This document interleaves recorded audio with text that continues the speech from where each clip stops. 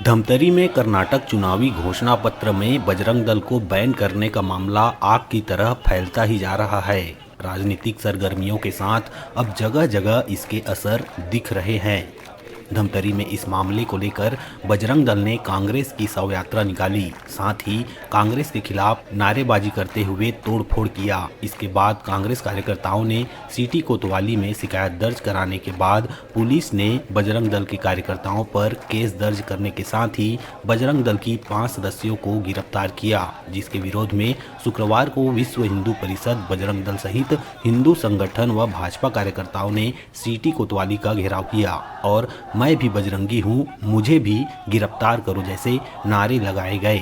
वहीं थाना परिसर में प्रदर्शनकारियों ने हनुमान चालीसा पढ़ा और प्रदर्शन करते रहे। दल के कुछ तरुण साथी हैं जिनके ऊपर इन्होंने एफआईआर कर दी और घर में बिना किसी जानकारी के, बिना किसी लिखित जानकारी के उनको घर से उठा लिया गया। एक दिव्यांग बच्चा है, उसको घर से उठा लिया गया। यहाँ पर धमतरी जिला पुलिस नहीं है, यहाँ पर कांग्रेस पुलिस चल रही। कांग्रेस के इशारों पर इन साथियों पर कार्रवाई हो रही है और ये कांग्रेस के एजेंट बन के ये पुलिस काम कर रहे हैं। और जिस तरह का ये रवैया पुलिस का चल रहा है, ये इनके लिए ठीक नहीं है, क्योंकि कानून पर हमको भी विश्वास है, न्याय पर हमको भी विश्वास है कि न्याय होगा। लेकिन जिस तरह का ये भूमिका, पुलिस भूमिका जो अदा कर रही है, ये कांग्रेस के एजेंट के रूप में अपनी भूमिकाएं अदा कर रही है। आज पता चला कि हमारे कुछ साथियों को, युवा साथियों को जबरदस्ती पुलिस ने केस दर्ज करके, झूठा केस दर्ज करके जेल में भेज दिया है। न्यायिक केसेस लगा के उनको भेज दिया है। उसका विरोध करने हम यहाँ हैं। जब जांच नहीं हुई, पड़ताल नहीं हुई, विवेचना नहीं हुई है, तो केस कैसे रजिस्टर्ड करने के बाद तुरंत आपने गिरफ्तारी की? और गिरफ्तारी की है तो परिवार को मालूम नहीं है, ऐसा क्यों?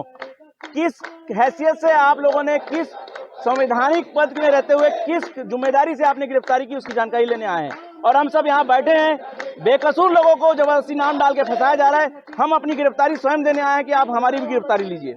कि आप बताइए हमने क्या अपराध किया है। वो आए, पुलिस के पास आए, उन्होंने कांग्रेस का पुतला जलाया। कांग्रेस का पुतला जलाने के बाद वो कांग्रेस भवन में कांग्रेस के जनप्रतिनिधियों से पूछने के लिए जा रहे थे और पूछने के लिए जा रहे थे, पुलिस ने उन्हें धक्का दिया, बाहर निकाला और उसके बाद में उनके खिलाफ अपराध पंजीबद्ध कर दिया।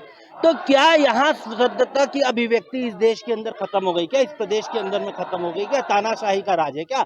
हम कांग्रेस से क्या पूछ नहीं सकते किस आधार पर वो बजरंग दल का प्रतिबंध लगाना चाहते हैं? इस प्रदेश के अंदर में रोहिंग्या मुसलमान रोज बस रहे हैं, बांग्लादेशी रोज आ रहे हैं।